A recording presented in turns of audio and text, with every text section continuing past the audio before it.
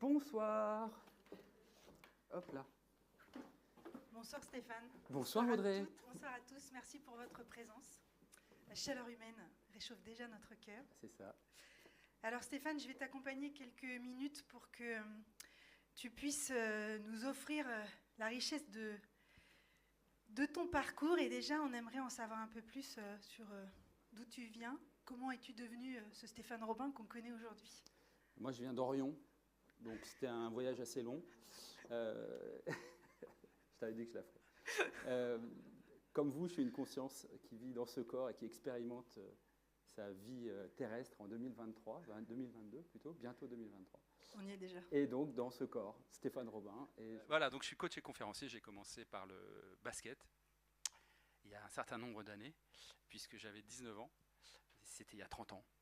Et c'est le basket qui m'a conduit ici, en fait. Parce que dès lors que j'ai mis les pieds sur un terrain de basket à gérer un groupe de personnes, puisque j'étais entraîneur, le mot transmettre est apparu devant moi, en fait. Mais vraiment, en toutes lettres. Je ne savais pas pourquoi. Je trouvais ça assez étrange, mais sympa en même temps. C'est comme si j'étais au bon endroit, au bon moment, avec les bonnes personnes. Et ça ne m'a pas suivi. Ça m'a pas quitté. Ça m'a suivi depuis. Donc depuis 1992. Voilà, tadam, depuis 1992 jusqu'à aujourd'hui. Et je ne fais que ça et j'adore ça. Merci. Quelles sont les connexions, quels sont les enseignements qui aujourd'hui te donnent l'autorisation de transmettre cette... Non mais c'est vrai, cette prise de conscience sur la résonance du cœur? Déjà, l'autorisation, je me la suis procurée moi-même. Je pense qu'il n'y a personne d'autre qui va te la donner. Il faut la prendre déjà, soi. Donc je me suis autorisé à le faire parce que j'ai vécu des expériences comme vous peut-être, spirituelles, un peu incompréhensibles, parfois très agréables, parfois très désagréables. Et puis un jour, la science est arrivée et elle a expliqué, elle a pu me donner du sens, en tout cas à moi, sur ce que j'avais vécu. Donc je me suis dit, mais il faut que j'en parle, ça doit savoir tout ça. On ne va pas garder ça pour soi. Donc c'est ce qui m'a emmené progressivement à être là aujourd'hui et à faire que ça de ma vie, en fait. Voilà. À accompagner, à créer des ateliers, des retraites, à parler de la résonance du cœur, mais aussi de la glande pinéale, des centres énergétiques, mais toujours sous le prisme des neurosciences, sous le prisme aussi de l'épigénétique, de la physique quantique. Loin de moi l'idée de tout savoir. D'ailleurs, tout ce que je vais vous conter ce soir, c'est basé sur mon niveau d'ignorance actuel. Ça ne fait qu'évoluer constamment. Donc on a encore plein de choses à apprendre et à partager. Des noms, bien sûr, le mien, déjà, pour commencer. Bien sûr, Greg Braden, l'Institut HeartMath, le docteur Joe Dispenza, j'en passe, c'est des meilleurs. Il y en a plein, mais c'est vrai que ceux-là, on a mis un peu le focus là sur les 10 dernières années, parce que c'est assez phénoménal ce qu'ils arrivent à nous transmettre. Alors, Pascal disait que le cœur a ses raisons que la raison ignore. Également, Antoine de Saint-Exupéry, par La Voix du Petit Prince, nous a dit que on ne voit bien qu'avec le cœur, l'essentiel est invisible pour les yeux. Alors, on est vraiment tout oui et on te remercie de partager avec nous les secrets que recèle cet endroit, cette zone si facilement atteignable et pourtant parfois... aussi difficile à connecter. Voilà, donc merci infiniment Stéphane. Notre énergie te porte et sens-toi magnifiquement inspiré. Il y a beaucoup d'amour dans cette salle. Comme d'habitude. Merci. Bien, la résonance du cœur. Qui est féru d'orthographe ici? Qui a remarqué qu'il y avait une belle faute d'orthographe? Levez la main, que je vois un peu. Ok, il y en a qui n'ont rien vu, cool. Résonance du cœur. En fait, ce terme résonance, il est venu à un moment où tout ça était en train d'émerger. Et je me suis dit, et si la raison entrait en résonance avec le cœur? Donc j'ai contracté les deux mots, voilà, résonance avec un seul N, pour la raison et la résonance. Voilà. Et puis, depuis, je ne peux plus l'écrire autrement. Donc désolé pour la faute d'orthographe, mais c'était volontaire. Voilà. Alors je vais commencer avec Nicole Dron. Est-ce que vous connaissez Nicole Dron ou pas? Vous ne connaissez pas, ok. Cette femme, qui est une amie, a vécu une expérience de mort imminente en 1965. Ça a été la première à en parler en France et en francophonie. Et j'aime bien commencer avec ces deux phrases, et je vais vous expliquer très rapidement pourquoi elles sont là. En fait, à l'âge de 11 ans, elle a perdu son petit frère, dont elle s'occupait tout le temps. Et à l'époque, la première chose, ou les premières personnes qu'on allait voir, c'était le prêtre. Donc elle allait se confier au prêtre de sa tristesse d'avoir perdu son petit frère. Et elle lui a dit, moi, mon rêve, ça serait de revoir mon petit frère un jour. Et à l'âge de 25 ans, 1965, elle meurt sur la table d'opération et elle vit son expérience. Et deux choses lui sont apparues. D'abord, son petit frère. Donc elle a créé sa réalité d'une certaine manière. Et puis il y a une présence, on l'explique comme on veut, mais il y a une présence en tout cas qui était là et qui lui a dit « Comment as-tu aimé? Qu'as-tu fait pour le monde ?» Et en fait, à partir de cet âge-là, jusqu'à aujourd'hui encore, elle a 84 ans, eh bien, elle continue de répondre à ces questions. Alors moi, j'avais envie de mettre « Comment t'es-tu aimé ?» Parce que je pense que c'est une vraie question, comment t'es-tu aimé? Parce que ça va être la manière aussi dont on va aimer les autres. Et qu'as-tu fait pour le monde? Donc ça, c'était un petit clin d'œil à mon amie Nicole. Voilà. Alors, qui dans cette salle a déjà eu ce genre de conseil? Écoute ton cœur, suis la voix du cœur, ton cœur sait. Qui a déjà eu ce genre de... Allez-y, levez la main, moi. Presque tout le monde. Ok. Ouais, ok, super, mais on fait comment? C'est ça aussi la question. Et d'ailleurs, c'est dommage d'avoir ce type de conférence, je trouve, même si c'est très bien, je suis très content d'être là, mais d'en arriver à se déconnecter totalement de ce qui est probablement la source d'énergie la plus puissante de notre existence terrestre, ça montre qu'à un moment donné, il y a une scission et on va y venir. Donc déjà, est-ce que vous accordez de l'attention à votre cœur? Qui dans cette salle, dans la journée, à un moment donné, cherche à se relier à lui porter de l'attention? Or, du fait qu'il a un problème d'arythmie ou une pathologie quelconque, qui prend le temps de se relier à lui? Ouais, il y a déjà moins de mains qui se lèvent. Là où vous mettez votre focus, là où on met notre concentration, là où on place notre attention, on met la lumière de notre conscience dessus. Et on lui donne vie. Par exemple, si je vous demande de, là maintenant, mettez votre attention sur votre petit orteil droit. Est-ce qu'il existe pour vous? Oui ou non? Ouais, il y a 2 secondes, il n'existait pas pour vous. Donc c'est bien parce que vous avez mis la lumière de votre conscience dessus qu'il a existé. Vous y avez mis de l'énergie. Eh bien en fait, le cœur c'est pareil. Donc on va faire un petit test. Déjà, est-ce que vous entendez votre cœur battre? Là comme ça, sans mettre la main sur le pouls ni quoi que ce soit. Ouais. Donc on va faire une petite expérience, parce que ça commence par là. Mettez vos pieds au sol, décroisez vos jambes si vous voulez, et juste sans utiliser vos mains, juste fermez les yeux si vous le voulez, et posez-vous la question, est-ce que vous ressentez vos battements cardiaques? Est-ce que vous les entendez? Est-ce que vous sentez la vibration? Dong-dong, dong-dong. Qui arrive à entendre les battements de son cœur, à les ressentir? Levez la main, sans toucher. Ok, est-ce que vous savez où il est placé? Légèrement à gauche. Hein. Maintenant, vous pouvez toucher vos zones où le cœur bat. Fermez les yeux. Et peut-être déjà, rien qu'en plaçant la main sur le cœur, il peut se passer des choses. Vous pouvez sentir quelque chose. Une fréquence, une vibration, une énergie. Et peut-être que vous sentez là les battements de votre cœur. Qui les sent en les touchant? Qui ne le sent pas du tout? Est-ce qu'il y en a qui ne le sentent pas? Yes. Ok, donc il va peut-être falloir placer un peu plus d'attention avec lui. Ça paraît rien, mais en fait c'est énorme. Là où on place notre attention, on place notre énergie. Ça, c'est un IRM du cœur. Et ça, c'est des questions que je me suis posées. Est-ce que c'est vraiment une pompe? Il y a des scientifiques qui démontrent aujourd'hui que c'est peut-être pas le cas. D'où vient le premier battement cardiaque? Ça, c'était une question qui était fondamentale pour moi. Pourquoi est-il présent dans toutes les traditions et religions depuis 6000 ans? On parle de lui. Pourquoi cette conférence existe-t-elle?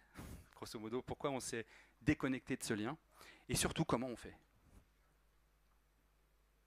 Voilà. Donc, qu'est-ce qu'on sait aujourd'hui ou qu'est-ce qu'on croit savoir du cœur? La première chose, c'est que c'est le premier organe. Vous le saviez ça, que c'est le premier organe à être conçu au niveau embryonnaire et fœtal. Okay, donc ça ne peut pas être déjà le cerveau qui contrôle le cœur, puisqu'il n'existait pas quand le cœur est apparu. C'est le premier. Okay, et à 21 jours, premier battement cardiaque. Vous allez le voir après. Il est censé, j'ai bien mis censé, pomper 6 à 7 litres de sang par minute. Vous pouvez lire si vous voulez. Hein. Le cœur, il bat en moyenne entre 60 et 80 pulsations minute. Le fœtus, il va jusqu'à 180 BPM. La taille normale du cœur, c'est à peu près 12 cm. Ça, c'est pour les généralités. Et son poids varie entre 250 et 300 grammes. Et puis, il y a toute l'idée que l'on se fait du cœur. La manière dont on va aimer ou ne plus aimer, fermer son cœur un peu comme une porte qu'on ouvre et qu'on ferme. Combien ici se sont dit à un moment donné, bah, c'est bon, j'arrête, je ferme tout. Levez la main. Ah, l'illusion. C'est une illusion. Si vous fermez votre cœur, vous mourrez instantanément. Il est toujours ouvert en vérité. C'est l'illusion de la fermeture. Et je vais vous le démontrer en partie. Donc depuis 6000 ans, la vraie question c'est, est-ce qu'on parle du cœur ou du cerveau? Est-ce qu'on parle du cœur ou du cerveau? Du cerveau? Les deux? Ah ouais. Moi, dans les traditions que j'ai pu étudier un petit peu, on ne parle pas du cerveau. On parle du cœur.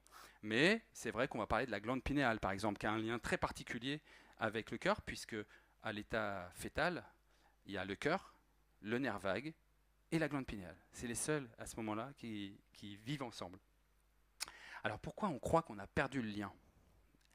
Et avant ça, qu'est-ce qu'il représente pour les différentes traditions? Donc déjà, l'étymologie du mot, ça vient du sanskrit ker, okay, et du latin cor.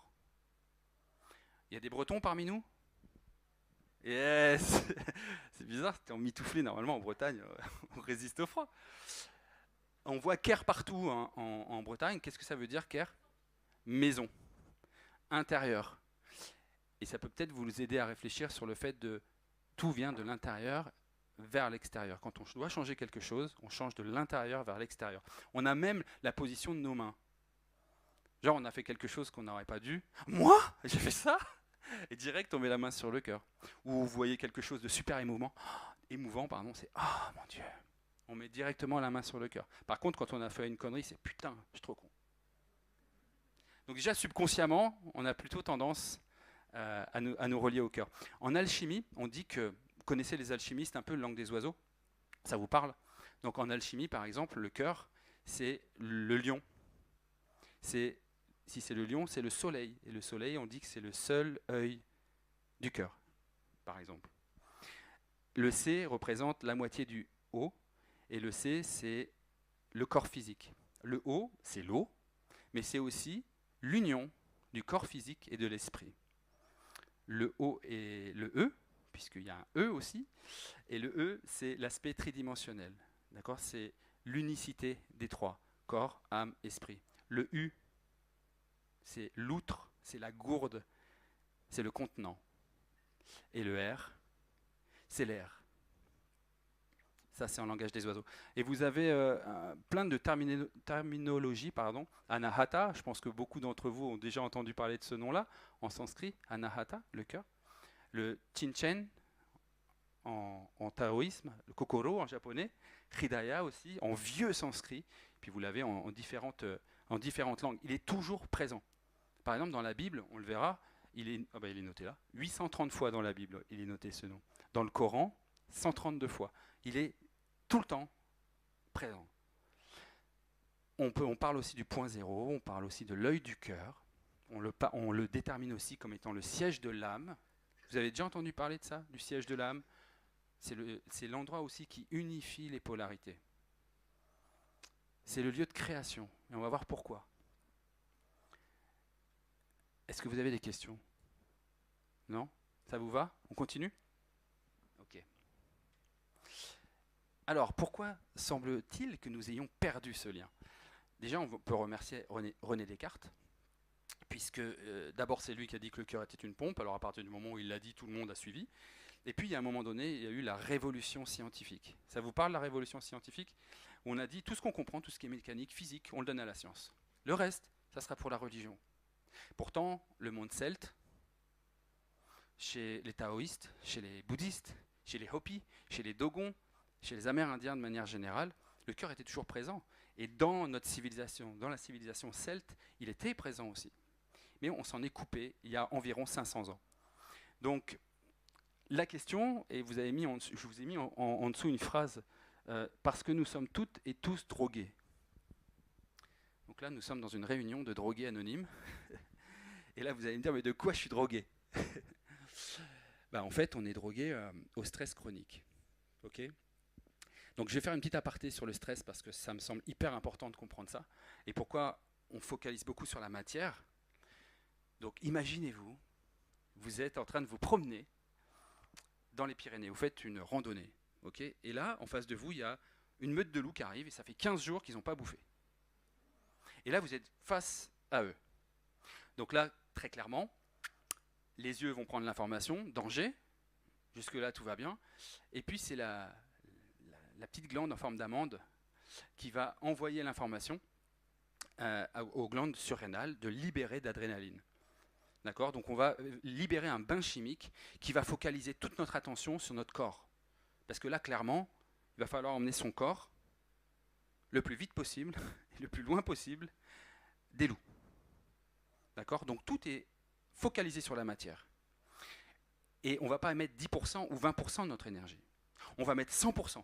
S'il pouvait y avoir 200%, on mettrait 200%. Donc là, on va avoir les pupilles qui vont se dilater pour mieux voir dans l'environnement. On va stopper la salive, on va stopper le système digestif parce qu'il n'est pas le temps de manger ou de grignoter à ce moment-là, bien sûr.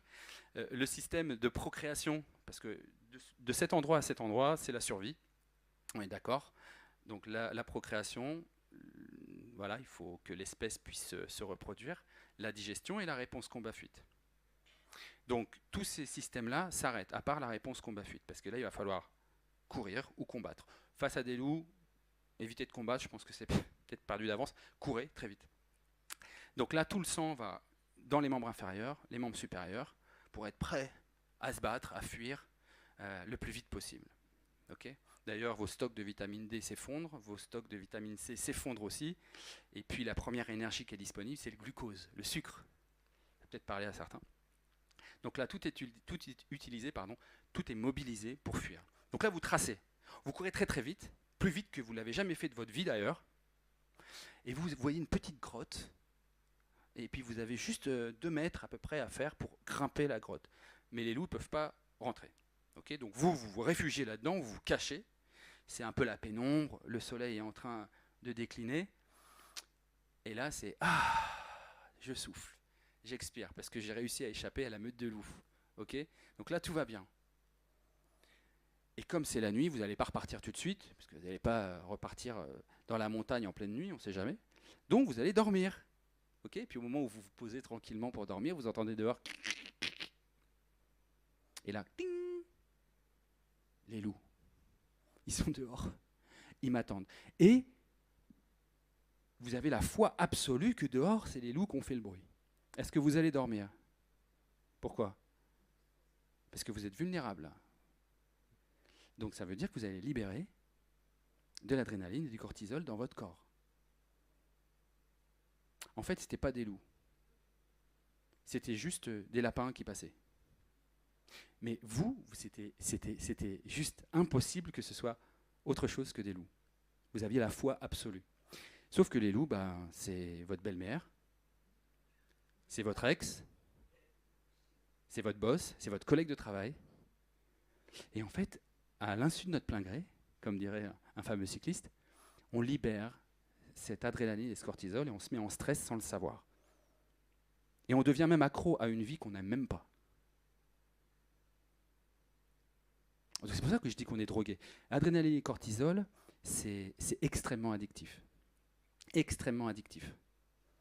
Donc quand vous êtes en sevrage, je ne sais pas si vous avez déjà eu des amis qui vous ont dit bon allez, moi c'est fini, j'arrête de bouffer de la merde, hein, haricots verts, asperges, carottes et je bois de l'eau, Kangen. Voilà, ça sera ça ma vie. Et puis vous revenez une semaine plus tard, chez votre pote Tony par exemple, et il est affalé dans son canapé, en train de manger de la pizza, la Häagen-Dazs, avec Netflix et son portable. Et tu te dis qu'est-ce qui s'est passé là? Entre la semaine dernière où tu étais au taquet et aujourd'hui. Il y a eu ça. il y a eu de l'inconfort. En fait, les cellules, elles sont tellement intoxiquées à l'adrénaline et cortisol que la première semaine de sevrage, quelques jours, pumped up, ouais, c'est bon, j'ai plus besoin de boire, etc. Puis à un moment donné, les cellules elles vont se parler entre elles parce qu'elles n'ont pas eu leur dose. Puis ça fait 20 ans quand même. Hein. Elles n'ont pas eu leur dose. Donc qu'est-ce qu'elles vont faire ? T'as eu ta dose toi ? Non. Et toi non plus ? Ok. Là-haut, tu commenceras demain. Qu'est-ce qu'on va penser de toi si tu fais ça ? Allez, prends un dernier verre. Donc en fait, il va se passer une survocalisation qui fait qu'on va être plus attiré par notre passé, parce que c'est le connu. Votre cerveau, il enregistre tout ce qui s'est passé de votre naissance, et là je ne parle pas de transgénérationnel et de karmique, hein, de votre naissance jusqu'à aujourd'hui. Il a enregistré tout ce qui s'est passé. Il a même analysé. Puis il s'est peut-être passé là-dedans des traumas, des souffrances, des difficultés, qui font qu'on s'est déconnecté de ce cœur. Donc oui, moi j'appelle ça le pont du changement. Je ne sais pas si vous avez un peu l'image de Indiana Jones. Tout le monde connaît Indiana Jones ici ? Et à un moment donné, il fuit, il tient son chapeau, il cavale, parce qu'il a peur, parce qu'il a peur pour sa vie. Il doit traverser ce pont. Sauf que ce pont, ça fait 500 ans qu'il est là, il n'y a plus que 4 lattes. À 30 mètres de dénivelé, tu as des crocodiles qui attendent qu'un truc, c'est que tu tombes. Et nous, on ne sait pas, en fait. On ne sait pas que derrière ce pont, en traversant ce pont, il y a peut-être notre liberté. Il y a peut-être notre sérénité. Il y a peut-être notre joie de vivre. Il y a peut-être notre amour pour nous-mêmes et pour la vie. Donc à chaque fois qu'on commence un process pour changer, il y a toujours le passé qui revient et qui veut nous attirer. C'est juste un problème de drogue, de cette adrénaline et cortisol qu'on a libéré tellement souvent depuis très longtemps. Et ça, on le connaît bien. Alors surtout, on ne va pas aller là-bas où ça fait peur, où il y a le point d'interrogation, où c'est l'inconnu. Parce que quand on est sur ce pont, c'est l'inconfort. C'est un bain chimique. Et le cœur équilibre ce bain chimique. Il influence aussi nos comportements, on va le voir. Donc comment ça fonctionne ? Vous avez sur la gauche, il s'est mis en route. Ça, c'est une cellule. Vous connaissez la cymatique ou pas ? Ça vous parle, la cymatique ? La cymatique, c'est rendre visible des fréquences. C'est des appareils qui rendent visibles des fréquences. Et là, vous avez une cellule qui est soumise au stress. Donc il y a des moments où elle cherche à ne plus être trop en stress, où on voit un petit peu une harmonie dans la géométrie. Et puis des fois, il n'y a rien, quoi. C'est plat. Et ça, c'est une cellule qui stresse. Et vous avez sur le croquis de gauche, là, que je me suis amusé à faire, en fait, quand vous avez une pensée de peur, cette pensée-là va générer dans l'hypothalamus la chimie de la peur. D'accord ? Donc vous avez l'usine de fabrication qui va être au taquet. C'est bon, il a peur, on envoie la purée, là. Et vous avez, juste après l'hypothalamus, des neuropeptides. Moi, c'est un peu les Uber Eats, si vous voulez. C'est-à-dire que vous avez les neuropeptides de la peur qui rentrent dans le Uber Eats et hop, ils filent dans le circuit sanguin. Et si on prend l'exemple du collagène, par exemple, il va aller vers la cellule et il va se branché à la cellule, il va envoyer l'information de manière électromagnétique, par une énergie électromagnétique, pour dire là j'ai de la peur à t'envoyer. Et vous allez envoyer de la peur dans vos cellules, et à l'intérieur de vos cellules, vous avez de l'ADN. Et l'ADN, il fait quoi ? Pour 2% à peu près de son activité, c'est produire des protéines. Et les protéines, c'est l'expression de votre vie sur Terre. C'est un petit collier d'acides aminés. Et normalement, c'est des acides aminés de collagène, qui sont frais, pimpants, claquants, voilà. Sauf que plus vous allez exprimer cette peur, plus vous allez libérer chimiquement dans votre corps. Et au lieu d'avoir un super collier d'acides aminés de collagène, vous allez avoir collagène, collagène, peur. Collagène, collagène, peur. Et là, vous êtes en train de faire une photocopie d'une photocopie. D'une photocopie. Et puis plus vous générez de la peur, plus dans vos cellules, il y a collagène, peur, peur, peur, collagène, peur, peur, peur. Et là, c'est photocopie d'une photocopie d'une photocopie. Et donc la qualité des protéines s'en trouve dégradée. Et à un moment donné, ostéoporose. C'est important pour moi aussi de... Bon, ça, on va le passer. Ça va être un peu long sinon. Pour en revenir au cœur, c'était important pour moi d'expliquer, de mon point de vue, pourquoi on s'est déconnecté du cœur. C'est juste sous notre nez en plus, depuis le début, quoi. Il y a 35 cm à faire pour se relier à lui. Mais là, il y a mon père buvait et quand il rentrait à la maison, il nous tapait. Là, il y a mon oncle m'a agressé sexuellement. Là, il y a ma mère me frappait. Là, et tous les traumatismes en fait qui viennent se placer entre notre tête, notre mental et notre cœur. Okay, mais c'est une illusion en fait, tout ça. Ça ne veut pas dire que ça n'existe pas. Ça veut dire qu'on a la solution pour modifier ça. Et donc, enlever les couches, les unes après les autres, si telle est notre volonté, bien sûr. Le chemin le plus long qu'un être humain ait à parcourir au cours de sa vie est le chemin allant de sa tête à son cœur. C'est un proverbe sioux que j'aime beaucoup. Alors, que disent les nouvelles sciences? Déjà, le premier battement cardiaque. Vous avez déjà vu une vidéo qui montre un premier battement cardiaque? Attendez, je vais vous montrer ça. Ah non, hein. Normalement, il n'y a pas de son. Donc voilà, à 21 jours, après 3 semaines, vous avez cette première pulsion, cette première pulsation, ce premier battement, cette première étincelle de vie, et qui va se développer dans toutes les cellules autour d'elle, et qui va se répandre. Et quand vous allez voir un spécialiste et vous lui demandez, mais d'où vient ce premier battement cardiaque? Vous savez ce qu'ils vous répondent? Ils vous répondent, ils ne savent pas. Ils vont vous dire que c'est un organe autorythmé, donc qui a pour origine le cœur lui-même, mais ils ne savent pas d'où vient le premier battement cardiaque. Et ça m'intrigue en fait. Parce qu'avec tout ce qu'il fait, c'est quand même bizarre qu'on ne sache pas. Et on ne sait pas, peut-être parce qu'il y a une intelligence qui nous a donné la vie, qui nous a offert ce premier souffle de vie. Donc, le cœur, il a 4 moyens de communiquer avec le reste du corps. Vous allez voir que le cœur, en fait, c'est le réel patron de notre existence sur Terre. Et même d'un point de vue biophysique, biochimique. Il a 4 moyens de communiquer donc avec le cerveau et le reste du corps. Et la première, c'est la voie neuronale. Est-ce que vous saviez que vous avez 43 000 neurites sensorielles en plein milieu du cœur? Est-ce que vous saviez que votre cœur a un cerveau? Qui savait que le cœur a un cerveau? Ok.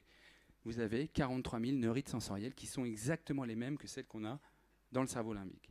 Neurites sensorielles, donc sensations. C'est là où on va aller. 90% de l'information part du cœur vers le cerveau. 90% de l'information part du cœur au cerveau. Et seulement 10% du cerveau au cœur. Grosso modo, quand le cœur envoie de l'information au cerveau, le cerveau exécute toujours les injonctions du cœur. Puisque de toute façon, le cerveau crânien, il arrive en bout de chaîne. C'est un processeur. C'est tout. Même s'il est magnifique et formidable. On s'est beaucoup concentré sur lui, mais je pense qu'on en a oublié un. Et les 10% qui partent du cerveau au cœur, ralentit ou accélèrent, etc., lui, il évalue et il le fait lui-même ou pas. Et il décide s'il doit accélérer ou pas. Donc il a son propre moyen de communication. Il pense par lui-même, il mémorise par lui-même. Il est autonome. Alors, oui, le chemin d'information, quand même, c'est assez intéressant parce que quand vous savez comment, parce qu'il y a des techniques quand même, comment on peut faire pour relier consciemment l'énergie du cœur vers le cerveau, eh bien, neuronalement, ça passe par la médula. Elle a régi, alors c'est la médula oblongata qui est juste derrière, elle est excessivement importante parce que là, un coup d'aiguille dessus, je meurs tout de suite. Donc, elle est très protégée là où elle est, mais elle est extrêmement sensible. Elle régule la respiration, le rythme cardiaque, etc. Ensuite, elle passe par l'amygdale cérébelleuse. On en a parlé tout à l'heure, c'est la glande qui ressemble à une amande et qu'on voit l'information aux glandes surrénales de s'activer. Ça vous parle ou pas? Ouais. Donc l'amygdale cérébelleuse, c'est la réserve de mémoire émotionnelle. Donc vous avez de l'information qui part du cœur, qui passe par le centre respiratoire notamment, qui passe aussi par nos émotions et qui va passer par les lobes frontaux, donc les prises de décision, toutes nos réactions émotionnelles appropriées, et puis le cortex cérébral ou néocortex, donc le cerveau pensant. Donc il influence tout ça, le cœur. Et là, vous avez les images de à quoi ressemble... Ça ressemble un peu à Alien, mais bon. La voie hormonale, c'est la deuxième manière que le cœur a de communiquer avec le reste du corps et avec le cerveau. Voie hormonale parce qu'en 1983, en fait, le cœur était considéré encore comme un muscle. Il est très musclé par certains endroits, mais il était considéré comme un muscle. Et il est passé à organe en 83 parce qu'ils ont découvert, les scientifiques, qu'il libérait ses propres hormones. Qui savait ici que le cœur libère ses propres hormones? Il y en a qui font des études de médecine. Ouais. Et moi, pas du tout, tu vois. Et quand j'ai découvert ce qu'il libérait comme hormone, c'est un truc de dingue, quoi. Parce qu'il libère l'ocytocine. Le cerveau aussi, mais d'abord le cœur. Donc l'ocytocine, c'est ce qu'on appelle l'hormone du bonheur, ou l'hormone de l'amour, pardon. C'est la sérotonine, l'hormone du bonheur. Donc cette ocytocine, quand elle est libérée dans le sang, elle signale de l'oxyde nitrique, et ça va faire quoi dans votre corps? Ça va dilater les artères pulmonaires et cardiaques. Donc ça veut dire quoi? Ça veut dire que vous allez avoir plus de flux sanguin. Quand vous tombez qui est tombé amoureuse ou amoureux ici? S'il y en a un qui ne lève pas la main, voilà, ça va mal se passer. Ce sentiment d'amour, c'est grâce à l'ocytocine, c'est grâce à cette dilatation aussi des artères. Et elle vient avec la vasopressine. Et la vasopressine, elle retient l'eau dans les cellules. Vous avez plus d'eau dans vos cellules. Vous allez me dire, mais ça sert à quoi? Ben si, quel est le meilleur conducteur pour le champ électromagnétique? L'eau. Donc plus il y a d'eau, plus il y a de flux sanguin, plus vous avez ce sentiment d'amour que vous pouvez auto-générer par vous-même, sans attendre cela de l'extérieur. Donc de l'intérieur vers l'extérieur. À Tacoma en 2016, là j'ai pas mis la photo du bisounours, mais j'aurais bien aimé. Qui, dans cette salle, a déjà entendu « Ouais, mais toi tu vis dans le monde des bisounours ». Levez la main là, trichez pas. Ouais, ok. Mais c'est trop cool d'abord le monde des bisounours. Et vous avez vu le cœur qu'il a sur sa poitrine qui irradie de l'intérieur vers l'extérieur. Ils avaient déjà tout compris. En fait, à Tacoma en 2016, l'équipe du Dr Joe Dispenza, toutes ces équipes scientifiques, ont pris tout un tas de personnes qui étaient là pour ces méditations. Ils ont pris l'IGA salivaire, les hormones, ils ont fait ECC, ECG, électrocardiogramme, électroencéphalogramme. Voilà, ils ont pris toutes les mesures possibles et imaginables pour voir et comprendre si j'ouvrais mon cœur en utilisant l'émotion humaine comme un outil d'activation, est-ce que ça changerait quelque chose dans son corps? Est-ce que ça changerait quelque chose concrètement dans le corps des gens? Donc pendant 4 jours, et ça c'est les résultats de cette étude scientifique, il suffit que vous exprimiez de l'intérieur de la joie pendant 15 minutes par jour, pendant 4 jours, pour voir votre taux de cortisolémie chuter de 17%, pour faire augmenter votre système immunitaire de 50%, et de libérer de la DHEA. Vous savez ce que c'est la DHEA? Non? En fait, c'est l'hormone anti-âge par excellence. Et c'est celle aussi qui est le premier rempart défensif. L'IGA, par exemple, qui est libéré par le thymus, c'est le premier rempart défensif aux maladies. C'est nos soldats, en fait. L'immunoglobuline A. Et ça, c'est produit en masse aussi. Donc, grosso modo, plus vous êtes en joie, plus vous rajeunissez. Voilà, on peut le dire comme ça, grosso modo. Et donc, c'est intéressant parce que si vous faites 15 minutes par jour pendant 4 jours, mais que vous décidez de vivre dans cette joie 1 heure par jour pendant 4 jours, ou pendant une semaine entière, qu'est-ce qui se passerait dans votre biologie, concrètement? Ça peut aller loin. En tout cas, on sait qu'il y a 1390 substances biochimiques qui sont libérées pour régénérer et réparer nos cellules. Et le cœur est le plus puissant oscillateur de notre vie sur Terre, de tous nos organes. Un oscillateur, vous savez ce que c'est? Ça vient équilibrer, harmoniser ou pas d'ailleurs. Eh bien, on va le voir en vidéo, ça sera encore plus simple. Vous imaginez ça, c'est votre cœur et vos organes. Vous avez déjà vu cette vidéo ou pas? Et c'est le bordel. Vous êtes en stress. Ça ne marche pas bien. Tout est incohérent à l'intérieur de vous. Toutes les informations qui sont envoyées, elles sont envoyées à gauche, à droite, en haut, en bas. C'est n'importe quoi. Et il suffit que vous commenciez à libérer, on n'en a pas parlé tout à l'heure, mais la peptide auriculaire, cette hormone de l'équilibre, pour que quand le cœur est ouvert, actif, grâce aux émotions humaines, eh bien, regardez ce qui va se passer. Il va se passer que tous les métronomes vont s'accorder et devenir cohérents et harmonieux. Et ça, c'est autant d'informations qui sont envoyées dans vos organes, dans vos tissus, dans vos cellules. C'est pas beau, ça? C'est ce que fait votre cœur. C'est le plus puissant oscillateur du corps. Troisième voie, la voie biophysique, c'est-à-dire la pulsation cardiaque. Et ça, c'est assez intéressant. On pourrait y passer des heures, mais déjà, il y a beaucoup d'informations. Il faut savoir qu'une pulsation, vous avez entre 70 et 100 trillions de cellules. Okay, donc on va dire 100 000 milliards de cellules dans votre corps. Okay, à une seule pulsation, toutes vos cellules sont informées en même temps. Bonjour Monsieur Robin, je vous informe que vous avez une maladie très grave, vous allez partir dans 6 mois. L'information que j'envoie dans mes pulsations, c'est une incohérence. C'est de toute façon, c'est mort, je vais mourir. Donc c'est l'information que j'ai envoyée dans mes cellules. Et elle capte l'info. Les cellules sont 200 fois plus réceptives à l'énergie du champ électromagnétique qu'à la biochimie. 200 fois. Donc la peur, là, je l'envoie dans toutes mes cellules. Une pulsation, toutes mes cellules sont informées en même temps. Et ça va être le bordel aussi au niveau de mes ondes cérébrales.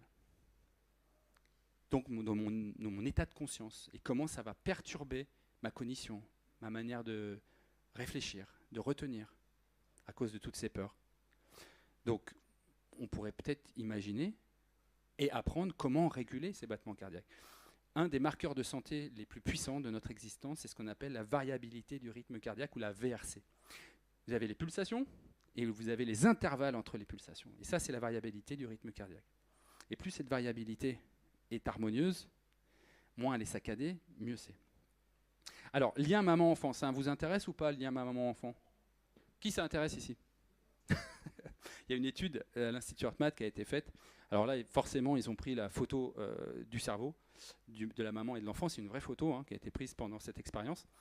En fait, ils ont mis électroencéphalogramme et électrocardiogramme à la maman et au bébé. Et ils ont demandé à la maman de ne pas calculer l'enfant pour les besoins de l'expérience. Et donc, on voit les battements cardiaques et les ondes cérébrales de la maman fonctionner en autonomie, ceux de l'enfant aussi, complètement séparés, distingués l'un de l'autre. Et puis, à un moment donné, ils ont demandé à cette femme juste de poser de l'attention sur l'enfant, le regarder, lui sourire, le prendre dans ses bras. Et à ce moment-là, vous avez les battements de cœur du bébé qui se synchronisent aux ondes cérébrales de la maman. Et vous savez quoi? Les ondes cérébrales se synchronisent au cœur. Donc si vous avez certaines ondes cérébrales qui fonctionnent, c'est grâce à votre cœur et à ses battements et à sa variabilité. Elles ne sont pas autonomes. Donc le développement du cerveau dépend de nos pulsations cardiaques et donc des informations qu'on envoie. Et regardez ça. C'est juste incroyable. Moi, ça m'a transporté de voir ça. C'est tout bête, hein. Vous avez un IRM classique et un IRM amplifié. Votre cerveau bat au rythme de votre cœur. Est-ce que vous saviez que votre cerveau avait des pulsations qui venaient du cœur? Qui savait ça? 3, ouais. Ben, moi, j'ignorais ça. Et quand j'ai trouvé ça, c'était juste génial. D'ailleurs, au passage, l'IRM, il ne fait que regarder la structuration des molécules d'eau. Encore un lien avec l'eau. Tu valides? Ouais, ok. Et puis ça, c'est la voie énergétique. Alors celle-là, voie neuronale, voie hormonale, voie biophysique, pulsation, ça, c'était connu de la science.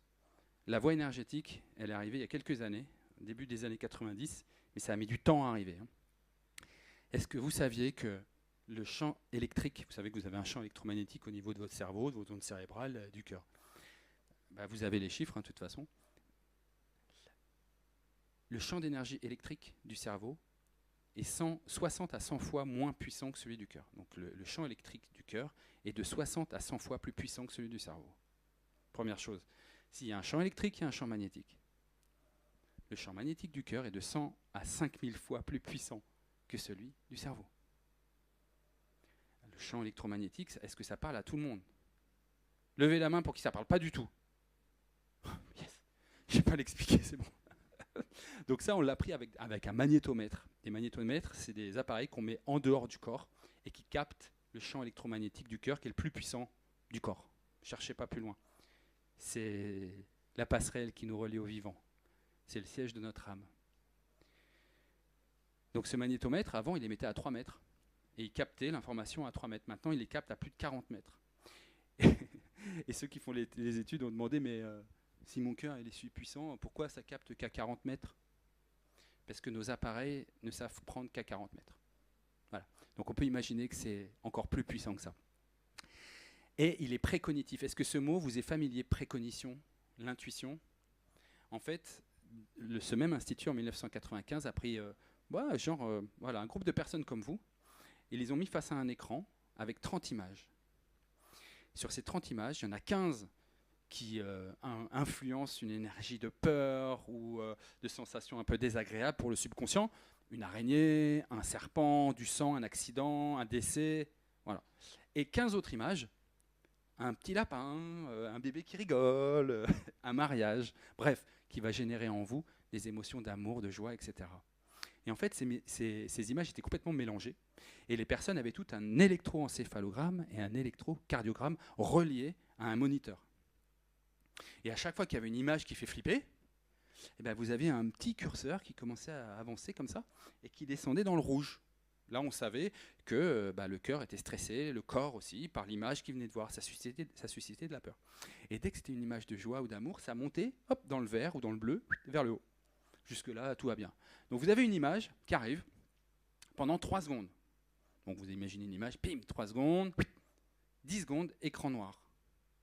Puis une autre image, au hasard, 3 secondes, 10 secondes d'écran noir.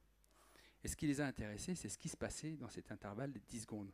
Et ils ont commencé les photos par une image où il n'y avait pas d'image, par un écran noir, okay, pour voir comment le cœur et le cerveau communiquaient face à une image qui faisait peur. Et en fait, avant que l'image arrive, vous avez le petit curseur qui commence au bout de 6 secondes à bouger et à descendre dans le rouge. L'image qui apparaît, 100% des cas, et cette expérience a été renouvelée partout dans le monde, une 50aine de fois, et c'est toujours pareil. L'image qui fait peur, poum, nous envoie dans le rouge. Et au bout de 10 secondes, une image qui fait peur. Écran noir, le curseur commence à bouger tout seul, il n'y a pas de stimuli, il n'y a pas d'image. Et hop, vous avez le curseur qui monte là-haut, dans le vert, bleu, et boum, une image qui suscite en nous du bonheur, de la joie. Ça vous parle ou pas, ça? Ça veut dire quoi? Ça veut dire que le cœur capte l'information avant nos 5 sens, avant le stimuli. Il capte et il traite l'information. Et il l'envoie au cerveau, à 90%. Sauf que quand on est un peu déconnecté de ce qui se passe ici, eh ben notre intuition... Qui est intuitif ici? Qui a vraiment des bonnes intuitions?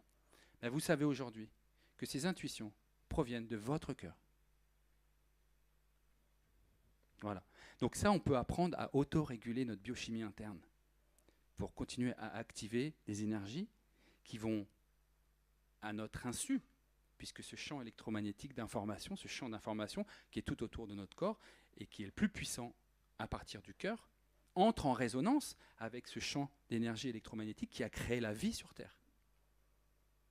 Au passage, c'est grâce à l'eau. Donc, on peut apprendre à vivre cette harmonie, à générer cette harmonie par nous-mêmes sans attendre que ça vienne de l'extérieur. Pour info, chaque jour, le cœur produit suffisamment d'énergie pour conduire un camion sur 32 km. 360, ouais, c'est le cœur qui produit suffisamment d'énergie électromagnétique pour créer un champ électromagnétique à 360 degrés autour de nous. Et tout ça, ça a été modélisé dans une vidéo que je vous montrerai tout à l'heure. Donc ça, c'est un stéthoscope. Alors, ce qu'on appelle le Stethoscopic Earth Sound, c'est aussi une image en cimascope.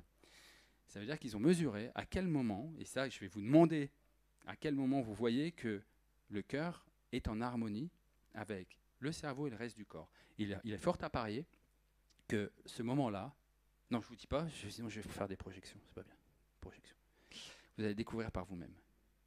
À quel moment, donc je vous le demande, c'est le petit jeu du soir, à quel moment le cœur est en harmonie avec le reste du corps et influence toutes nos cellules et notre comportement? Bim. Bim.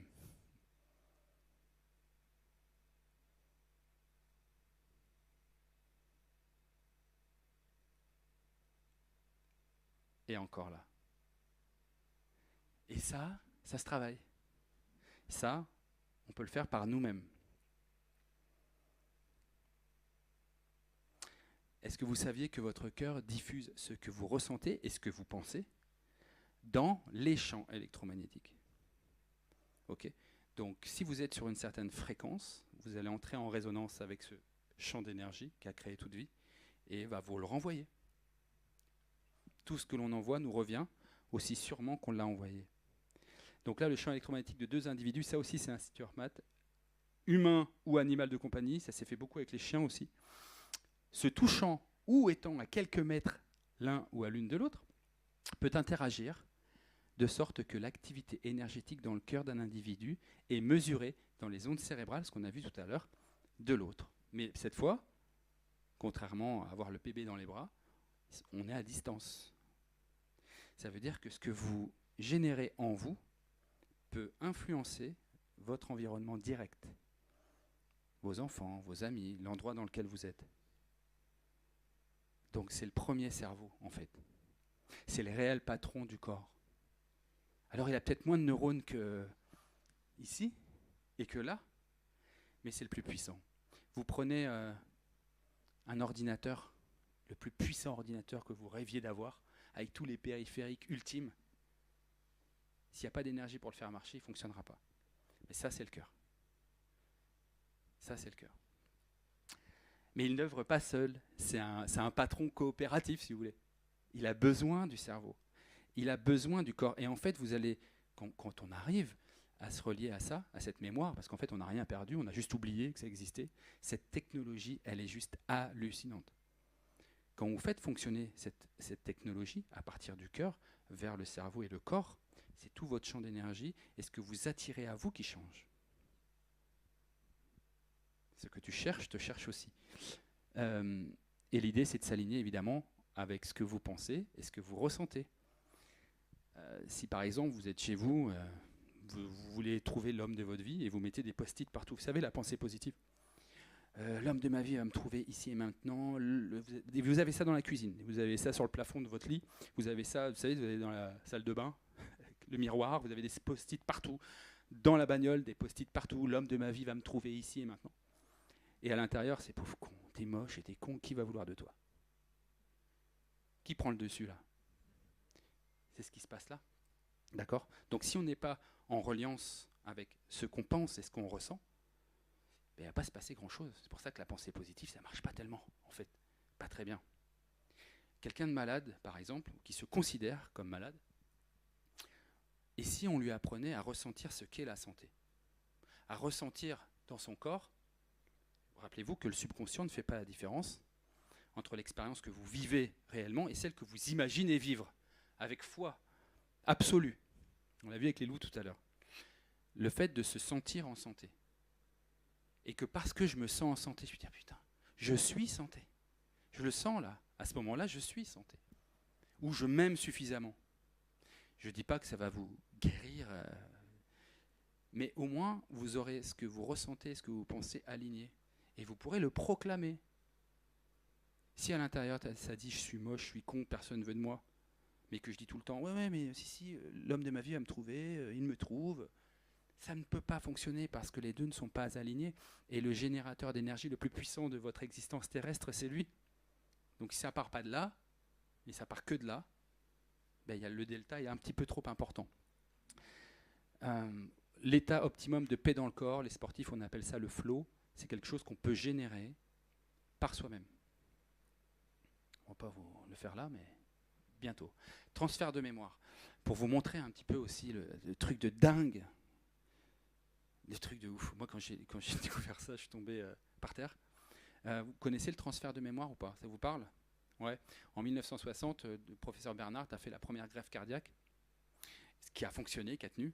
Okay. D'ailleurs, au passage, quand on fait une greffe cardiaque, vous savez ce qu'on injecte dans le corps? Du cortisol. Parce que le cortisol va faire baisser le niveau d'immunité. Donc le corps va plus être enclin à accepter un organe qui n'est pas le sien. Si vous avez un système immunitaire qui est au taquet, il va rejeter la greffe. Donc cortisol. Donc, c'est très bien que quand il y a trop de cortisol dans le corps, on n'a plus de système immunitaire, ou plus beaucoup en tout cas. Ça, c'est au passage. Et en fait, depuis 1960 jusqu'à ce jour, il y a des milliers et des milliers de témoignages. Je vais vous en donner deux parce que c'est les plus impactants. Okay. Le premier, c'est une femme qui s'appelle Claire Sylvia. Claire Sylvia, c'était une danseuse pro. Elle a passé sa vie à tourner autour de la planète en mangeant des carottes, des asperges, à boire de l'eau Kangen probablement, et vivre sa vie de danseuse avec un régime alimentaire très strict. Et à 43 ans, elle a besoin d'une greffe cœur-poumon. Et chouette, ou pas, quelqu'un dans son environnement, qu'elle ne connaissait pas, mais dans sa ville, décède, et c'était un donneur. Donc très vite, elle a eu cœur-poumon, notamment un cœur. Et à partir du moment où la greffe a prise et que le cœur a commencé à battre dans sa poitrine, elle a commencé à avoir des envies, retenez bien le mot, hein, des envies irrémédiables de poulet frit, de frites et de boire de la bière. Chose qu'elle n'avait jamais fait de sa life. Tu vois ? Mais irrémédiable, c'est important, parce que un jour, elle s'est levée et elle a été manger des frites, du poulet frit, et elle a bu de la bière. Donc c'était quelque chose qui était plus fort qu'elle. Et elle s'est dit, c'est pas possible, il y a forcément un lien avec le fait que j'ai un nouveau cœur dans ma poitrine. Elle a écrit un bouquin, d'ailleurs, à ce sujet. Et elle a fait les recherches des gens qui étaient morts pas longtemps avant sa greffe, parce que normalement, on ne sait pas qui donne, hein, les donneurs sont anonymes, et elle a été frappée aux portes des familles. Il y en avait 5. Et à un moment, elle frappe, et puis il y a la maman qui ouvre, et elle explique l'histoire. Elle dit, oui, c'est mon fils qui est mort d'un accident de moto. C'était un fan de KFC. Il passait son temps au KFC. L'histoire que je vais vous raconter maintenant, elle est passée dans les faits divers aux États-Unis et un peu partout dans le monde, parce qu'elle est très particulière, mais j'espère que ça va vous donner encore plus la notion de cette puissance-là. Une petite fille de 8 ans a besoin d'une greffe cardiaque. On est aux États-Unis. Et y a une petite fille qui décède, qui est un peu plus âgée qu'elle. Alors normalement, les sujets plus âgés ne donnent pas. Bon là, ils font exception, ils lui donnent un cœur d'une petite fille de 10 ans. Et à partir du moment où la greffe a prise, elle a commencé à faire des cauchemars. Pas cool du tout. Et ces cauchemars étaient récurrents. Toutes les nuits. Le même. Et le même, quoi. Il n'y avait pas de variation. Donc ils ont été voir le cardiologue, il dit, écoutez, moi j'ai fait ma chirurgie, tout va bien, l'organe fonctionne parfaitement, allez voir un ami psy. Et ils vont voir un ami psy, il explique son cauchemar. Et lui dit, wow, c'est quand même hyper régulier, c'est toujours la même chose, c'est bizarre. Et il a eu une idée, il travaillait avec la police.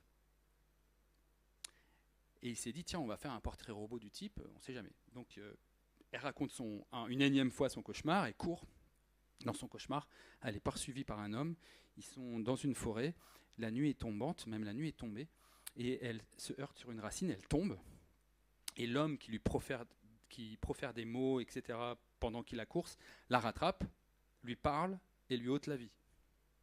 C'est ça son cauchemar. Donc pas cool, mais c'est quand même suffisamment impactant pour que je vous le raconte ce soir. Et en fait, ils ont fait le portrait robot de son histoire de cauchemar. Et en fait, grâce à ce portrait robot, il s'avère que la petite fille de 10 ans, mais elle ne le savait pas, était décédée comme ça. Donc ils ont réussi à retrouver l'assassin grâce à ce portrait robot. Et ce qui l'a confondu, bon lui il est passé aux aveux très vite, mais ce qui l'a confondu, c'est qu'il a eu, elle, dans son cauchemar, a dit ce qu'il lui disait. L'histoire ne raconte pas quels sont les mots qui ont été dits à ce moment-là, mais c'est ce qui l'a confondu. Ils l'ont arrêté grâce à son témoignage. Donc voilà le transfert de mémoire. Voilà à quel point nos organes ont une mémoire. Là, si je prends un super microscope super puissant et que je te regarde, je vais peut-être voir des systèmes cardiovasculaires, osseux, etc., système immunitaire. Puis si je vais un peu plus loin, je vais peut-être voir des organes. Et puis si je vais un peu plus loin, je vais voir des tissus, je vais voir une cellule, je vais voir une substance chimique, une molécule, des atomes. On est des atomes. Et derrière l'atome, il y a quoi ? Des quarks. Et si on va plus loin que le quark, il y a juste du vide, il y a juste de l'énergie en fait. Et c'est ça dont on est composé. Donc si on reprend l'atome dans le sens inverse, l'atome il est à 99,9, 12 fois 9,9999% d'énergie quantique, d'énergie de vide, qu'on ne peut pas avoir juste parce que ça vibre au-delà de la vitesse de la lumière, c'est tout.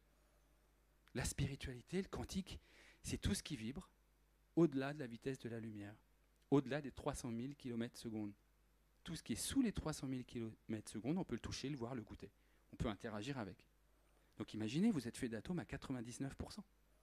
Et ce noyau atomique, un petit vortex qui tourne sur lui-même, Dixit Nassim Haramein, eh bien lui, c'est 0,00001% de l'atome. Donc en fait, on est carrément plus d'énergie que matière. Mais les atomes, ils se rejoignent entre eux. Et toi, tu veux devenir une molécule? Ouais, et toi? Ouais, moi aussi. Donc ils se réunissent et ils communiquent comment? Grâce au champ d'information. Ils s'attirent entre eux pour devenir quoi? Une substance chimique qui va devenir une molécule. Est-ce qu'il y a toujours le champ d'énergie invisible autour?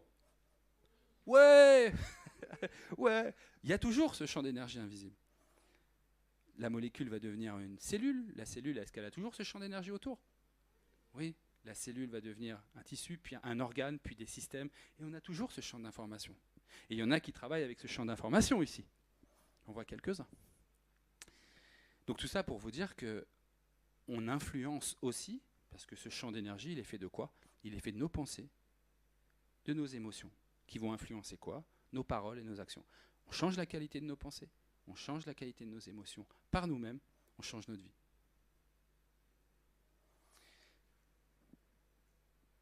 Et le cœur n'est pas soumis aux lois de l'espace et du temps.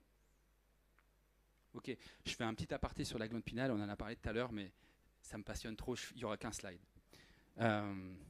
Voilà les représentations religieuses qu'on peut avoir. Là, c'est Marie. Elle touche son cœur et il y a une auréole au-dessus de sa tête. L'auréole, c'est l'activité de la glande pinéale. Et en fait, chez les taoïstes, par exemple, eux ont démontré dans leur médecine que plus le champ d'énergie du cœur s'active et grandit, plus l'activité de la glande pinéale grandit aussi. Donc, fait très intéressant, quand je regarde un corps, quand vous regardez un corps, tout est parfaitement symétrique. Mon bras droit, mon bras gauche, mes côtes à droite, mes côtes à gauche, tout est parfaitement symétrique. Et là, vous avez l'organe le plus puissant du corps, qui n'est pas au milieu, qui est à gauche, et qui empiète sur le poumon gauche. Ça vous parle ou pas ça? Eh bien tout simplement, sur le ventricule droit, il y a ce qu'on appelle le nœud sino-auriculaire, qui est la glande pinéale du cœur. Et oui, le cœur a une glande pinéale. Et si le cœur avait été au milieu, il ne serait pas du tout aligné avec la glande pinéale qu'on a entre nos oreilles. Parce qu'il est à gauche, le nœud sino-auriculaire, qui est la glande pinéale du cœur, est parfaitement aligné avec la glande pinéale qu'on a entre nos oreilles. On ne va pas parler trop de glande pinéale ce soir, parce que c'est une autre conférence, mais on découvre des trucs hallucinants. Donc voilà. Puis il y a d'autres liens. Là où le sang est le plus envoyé, c'est à deux endroits, les reins, les glandes surrénales et la glande pinéale. Pourtant, il y a une barrière hémato-encéphalique. En résumé, le cœur pense, communique, ressent, mémorise par lui-même. Oui, j'ai fait une faute d'orthographe, mais c'est voulu, hein, c'est un néologisme. C'est la passerelle qui nous relie au vivant. C'est la passerelle qui nous relie au vivant. On est tous reliés les uns aux autres, qu'on le veuille ou pas, et ça a été démontré. Il est le siège de l'âme, de l'esprit. C'est le réel patron coopératif, de notre existence terrestre. Il est autonome et intuitif. C'est le centre de création le plus puissant. Imaginez ce champ d'information qui entre en résonance avec ce champ d'information, à quel point on va peut-être pouvoir attirer à nous des circonstances, des événements, des gens. Et pour moi, le plus important, c'est que c'est celui qui unifie les polarités, ce qu'on appelle le point zéro. Et on peut vivre à partir de cet espace, toute notre vie, à partir de ce point zéro. Si on a compris, ou si on s'est rappelé plutôt, comment faire. Voilà, donc ça c'est un petit rappel de tout ce que je viens de raconter avec des chiffres. Je vous ai tout dit, je crois. Ah non, je ne vous ai pas dit que l'énergie du cœur, quand elle est activée, elle amplifie l'activité du cerveau de 30 à 500 fois plus que la normale. Donc on a tout intérêt à œuvrer à partir de cet espace. On va faire un petit truc tout à l'heure. Voilà une vidéo qui va tout résumer, en quelque sorte, et qui va vous donner des clés sur le collectif humain. Ça, c'est ma petite citation perso. Se relier à notre cœur individuel, c'est top, et je pense que ça démarre de là, mais c'est aussi pour nourrir le collectif humain, puisqu'on impacte les autres. La solution, c'est Sangha. Sangha, chez les bouddhistes, ça veut dire le collectif. J'ai mis l'effet Maharishi, pour ceux que ça intéresse. Allez voir ce que c'est, l'effet Maharishi. C'est hallucinant. Et ça a été étudié scientifiquement, je ne vous en dis pas plus, vous pourrez le faire par vous-même. Et Mitakuye Oyasin, moi je suis proche d'une communauté Lakota, où j'aime bien recevoir des enseignements, faire des élucidations, etc. Et la première chose qu'on nous offre comme mot, c'est Mitakuye Oyasin, nous sommes tous reliés, nous sommes tous un. Voici la vidéo.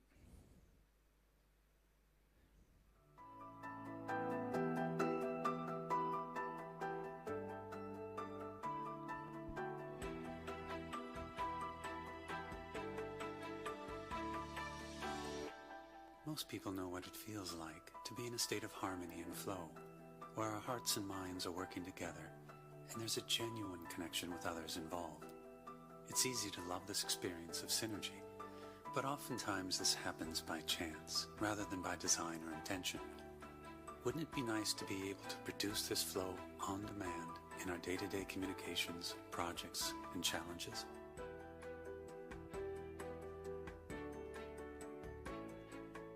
Research shows that when we shift into a coherent state, the heart and brain operate synergistically, like two systems that mesh into one. We can learn how to activate and sustain the synergy between the heart and brain and prevent stress-producing patterns, along with increasing our mental clarity and discernment capacity. When we do this, our creative solutions for personal, social, and global challenges become more accessible, providing us with more intuitive access and flow. Over the past 20 years, the Institute of Heart Math has produced coherence-building techniques that are intentionally simple and based on scientific research. Our mission theme is to simplify a process for intuitive connection to the soul's wisdom and guidance for unfolding who we truly are. New research suggests that our energetic or spiritual heart is an access point for our natural inner technology, the heart's intuitive intelligence, which can elevate our communications, decisions, and choices to a much higher level of effectiveness. One interesting finding from our research is that when people hold genuine core heart feelings such as appreciation or compassion, it naturally increases their heart coherence. We use the term energetics to refer to the systems that we can't see or touch. For example, our thoughts, emotions, and intuitions. The mind and heart feelings are energetic sources that underlie our thoughts and emotions. They're primary drivers of our biological systems and have a powerful influence on our behaviors, choices, and results. The intuitive, energetic heart is what people have associated with their inner voice throughout history. From our perspective, the energetic heart communicates a steady stream of intuitive information to the mind and brain, which in most cases we only use a small percentage of, because our ego choices overrides the intuitive suggestion. Access to our heart's intuition varies among people, yet we all have it. As we learn to slow down our mind and attune to our deeper heart feelings, our natural intuitive connection can occur. Intuition is like energetic gold. Intuitive insights often unfold more understanding of ourselves, others, issues, and life than years of accumulated knowledge. That's why the state of coherence is rapidly gaining interest. In this state, more and more people are reporting increased access to their heart's intuitive guidance, realizing it's within them, and with a little practice, it's easier to access than they thought.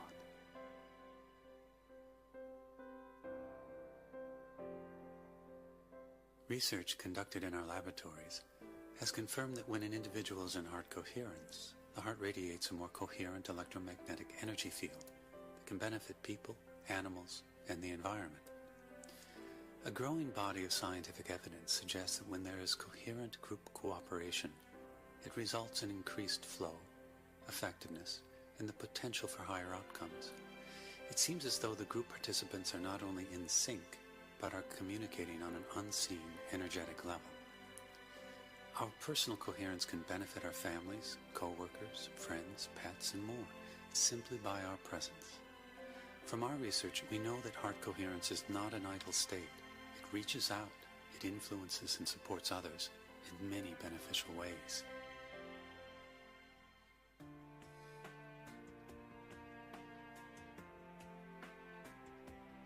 Scientific evidence provides support for a global field environment that connects all living systems and consciousness. Many scientists believe that a feedback loop exists between all humans and the Earth's energetic systems. We are working together with other initiatives to realize the increased effectiveness of collective intention and cooperation. There are growing numbers of organizations with tools and techniques that facilitate increased art connection and collaboration with others. This evolves into a collective opening of the heart, which is a major step towards increasing social and global coherence. We call this heart-based living. IHM, through its Global Coherence Initiative project, is strategically placing 14 sensors around the world to measure the Earth's magnetic resonance. This global network will enable our scientific inquiry into the interconnections between the Earth's magnetic field and collective human emotions and behaviors. Science has shown that the Earth's magnetic field affects humans in profound ways, but our intention is to study how humans, as a collective, affect the Earth's magnetic field environment. Every individual's energy contributes to the global field environment, and each person's thoughts, emotions, and intentions affects the field. A first step in increasing the coherence of the field environment is for each individual to take responsibility for their own energy. We can do this by becoming more conscious of the thoughts, feelings, and attitudes that we are feeding the field each day. Our hypothesis is that as enough individuals increase their heart coherence, it leads to increased social coherence.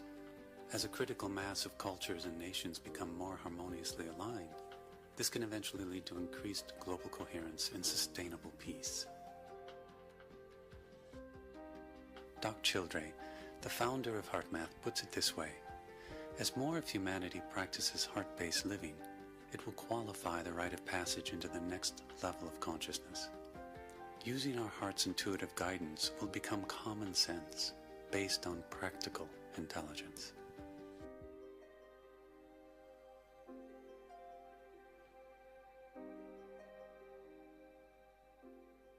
Ça vous a parlé ou pas? Ouais. Ok. Ben, on va terminer là-dessus. Donc les recherches sur la synchronisation globale de la Terre avec l'humain a été faite et on a les résultats. Ça, on le fera pas aujourd'hui. Juste un petit... et on terminera, on conclura là-dessus. Tu peux y aller si tu veux, Jérém. Je vous raconte une petite histoire rapide qui existe dans la plupart des traditions. Imaginez, c'est le patron des sages de la planète, le boss, qui appelle tous les sages qu'il a sur la planète et il dit: bon les gars, on se fait un zoom parce que là il y a un truc qui va pas. On a donné la puissance de Dieu, le don de Dieu aux êtres humains et ils en ont mésusé, ils ont fait n'importe quoi avec. Il faut qu'on trouve une solution. Donc brainstorming et tout. Et là il y en a un qui dit: mais moi j'ai une idée. Et si on cachait le pouvoir de Dieu, on creuse la terre et on l'enfouit le plus profondément dans la terre. Et là le chef des sages il dit: mais les gars, l'humain il va creuser la terre. Et il va finir par redécouvrir le pouvoir de Dieu. Et il va en mésuser encore. Trouvez-moi autre chose. Et là, il y en a un qui lève la main et qui dit: mais moi j'ai une idée, on va le mettre au plus profond des océans. L'homme sondera les océans. Et il finira par retrouver le don de Dieu. Et là, il y en a un qui a une illumination et qui dit: on cachera le don de Dieu dans le cœur de l'homme, c'est le seul endroit où il oubliera d'aller chercher. Merci de m'avoir écouté et je vous souhaite une bonne soirée. On va peut-être faire des questions-réponses si le cœur vous en dit. Je voulais juste rajouter une petite chose. Je vous offre, j'ai mis en place ce que j'appelle la méditation du cœur. C'est une méditation basée sur ces recherches scientifiques et qui permet de générer par nous-mêmes ce flot d'énergie. Voilà. Donc celles et ceux qui en ont envie, vous venez me voir, donnez votre adresse email, je vous envoie la médite. Voilà. Les références aussi, ça peut être intéressant. Salut Jérémy, à plus. Voilà, merci infiniment, cordialement, c'est ma signature, souvent je dis ça cordialement. Voilà, est-ce qu'il y a des questions? Oui, pas? une Oui. petite question Oui. ici. On dit apparemment en médecine que le thymus, Oui. donc qui est chakra 4, chakra du cœur, serait plus important quand tu es enfant et qu'après il serait en stade, soit pas embryonnaire, mais comme quelque chose de végétatif à Ouais. l'âge adulte. Et que du Exactement. coup, il servirait plus à rien. Exactement. Et ça, c'est intéressant parce que dans ces recherches, évidemment, il y a des scientifiques de renom qui ont répondu à cette question. Un organe ou une glande que vous n'utilisez pas, que va faire le corps? Eh ben, il ne va plus l'utiliser. Donc, il va commencer à décliner. Sauf que, avec les recherches de Tacoma en 2016, ils ont montré que le thymus reprenait une suractivation. Donc, il y a plein de techniques, hein, un EMDR et autres, mais on peut, par l'utilisation des émotions humaines, ressenties, vécues, comme si on y était. Et si à un moment donné, je veux me relier à la joie et que il y a plein de gens que j'ai accompagnés comme ça, ils me disent « Oh Steph, tu me parles de la joie, ok, bah, je sais ce que c'est, mais par contre, je ne l'ai pas ressenti. » Ok. Tu t'es entraîné beaucoup à la joie ces dernières années? Ah ben non. Par contre, tu t'es entraîné à la jalousie, à la culpabilité? Ah ouais, ça je connais bien. Et là, je peux le générer tranquille. Nous sommes ce que nous nous entraînons à devenir. Donc on peut s'entraîner à libérer la biochimie, parce que c'est qu'une histoire de biochimie, on ne va quand même pas se laisser piéger par de la biochimie. On peut libérer la biochimie qui va venir réparer, régénérer, nous faire vivre, parce qu'on l'a décidé, parce qu'on s'est autorégulé, à vivre cette énergie-là par nous-mêmes, sans attendre que ça vienne de notre meilleur ami, d'aller voir un film au cinéma, ou de l'extérieur, de donner notre pouvoir encore à l'extérieur. Je vais donner mon pouvoir à un homme politique, je vais donner mon pouvoir à un médecin, je vais donner mon pouvoir. On peut reprendre ce pouvoir-là. Et ça commence pour moi comme ça. En utilisant les émotions comme un outil et de pouvoir autoréguler notre biochimie interne pour permettre cette activation. Et on change l'information dans le champ de résonance. J'ai répondu à ta question? Oui, tu as répondu à sa question. Okay. Donc oui, il se remet en route. Est-ce qu'il y a d'autres questions ou commentaires ou... Ouais.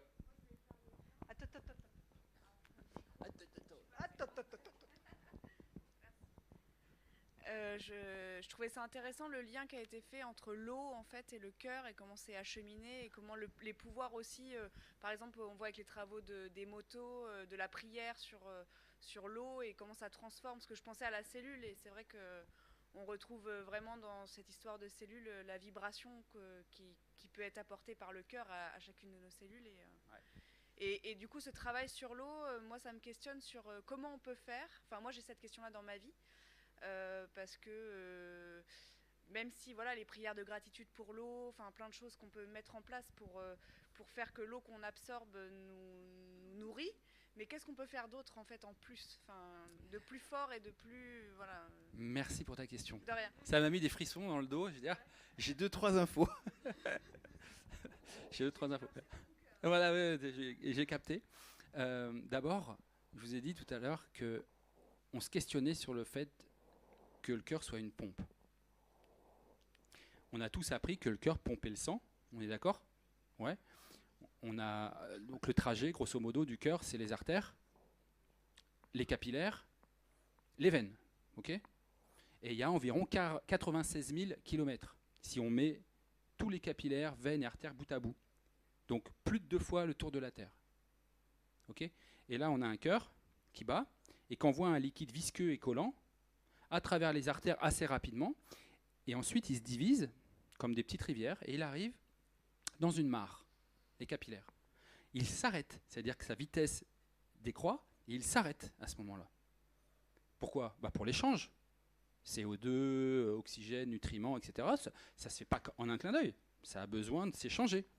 Et puis là, bizarrement, donc c'est comme si, t'imagines, tu es dans un bus, t'arrives, tu veux aller de Tours à Paris, puis tu t'arrêtes à Orléans, tout le monde descend, il n'y a plus de moteur, il faut que tu ailles à Paris, mais tu vas quand même à Paris, comment tu fais? Donc des scientifiques se sont penchés sur la question, il faudrait que le cœur soit 10 000 fois plus puissant pour que ça se fasse ça, qu'il puisse faire 2,5 fois ou 3 fois le tour de la Terre, de sang. Donc, si tu dois mettre une pompe quelque part, c'est quand ça arrive dans les capillaires, puisque ça repart des capillaires assez rapidement jusqu'à la veine, et puis boum, les artères, les veines, et qui rentrent dans le cœur. Bon. Eh bien, ils se sont aperçus, notamment Gérald Pollack, donc des gens qui ont fait des grandes études sur l'eau notamment, c'est grâce à la 4e forme de l'eau, qu'on appelle l'eau quantique, qui, par effet de polarité, permet à ce sang de circuler. Donc le cœur a une autre fonction. On ne va pas rentrer là sur le détail ce soir, mais qui est infiniment plus puissante, à mon sens. Donc je vous invite à regarder les travaux de Gérard Pollack. Il y a un bouquin qui s'appelle Cœur humain, cœur cosmique, mais c'est un scientifique. Hein. Il y a des anesthésistes, il y a plein de gens qui ont contribué à cet ouvrage. Et pour revenir donc sur la structuration de l'eau, puisque, comme disait Linus Pauling, hein, qui est quand même double prix Nobel de médecine et prix Nobel de la paix, qui dit que la forme de l'eau, la géométrie de l'eau, est nettement plus puissante que sa composition. Ça veut dire que quand tu vois ces magnifiques cristaux, tout le monde a vu un peu les travaux de Masaru Emoto, hein, donc il a dû cristalliser l'eau. À chaque fois qu'il y a une information de haute fréquence, c'est piégé par la structure de l'eau, et parce que l'information est élevée, puisque l'eau capte de l'information, retient de l'information et la transmet, ce qu'on appelle la mémoire de l'eau, et bien tu vas avoir des figures géométriques aussi belles que ça. Par contre, quand tu es confronté à une période de stress, de la violence, quelle qu'elle soit, une souffrance, un trauma, etc., une musique un peu trop agressive, eh bien on n'a plus cette structuration. Et on sait que c'est un des marqueurs de santé aussi, la structuration de l'eau. Et la dernière info, c'est que l'eau absorbe aussi l'information des champs électromagnétiques pour en faire la forme. Pour en faire la forme de la chaise, la forme de notre corps. C'est grâce à l'eau qui capte cette information sur le plan énergétique et la crée sur le plan de la matière. On le voit, on est tous nés dans 99% d'eau structurée, qu'on appelait le placenta, liquide amniotique. Donc ça se passe dans l'eau. Voilà. Donc oui, on peut influencer. Et les études qui ont été menées sur le lac Biwa, par exemple, au Japon, montrent que par la conscience humaine, par l'émotion humaine, parce qu'il ne suffit pas de penser ouais, joie, mais que tu n'es pas en joie dedans, ça ne va pas marcher. Par contre, tu peux modifier le pH. Ça, c'est prouvé, c'est documenté scientifiquement. Donc, peut-être que tu ne peux pas agir sur la structure micromoléculaire comme peut faire l'eau Kangen, par exemple, qui, elle, quand elle peut transformer l'eau de ton robinet en une eau déstructurée en eau structurée. Mais on a aussi cette capacité, en tant qu'être humain, de mettre de l'information dans cette eau. Et on est composé entre 70 et 80% d'eau, et qu'au niveau moléculaire, c'est 99% d'eau. Donc on a tout intérêt à faire en sorte que notre eau reste structurée. Et l'émotion humaine est un atout pour ça. Et on peut l'utiliser. Est-ce que j'ai répondu à ta question ? En aparté, si tu veux, mais ouais, avec joie, si je peux y répondre, bien sûr. Est-ce qu'il y a d'autres questions ou commentaires ? Ou pas ? Pas ? Eh ben, voilà. Tiens, je te passe la glace. C'est ce que j'allais vous demander. Ça mérite une deuxième salve. Ouais, merci.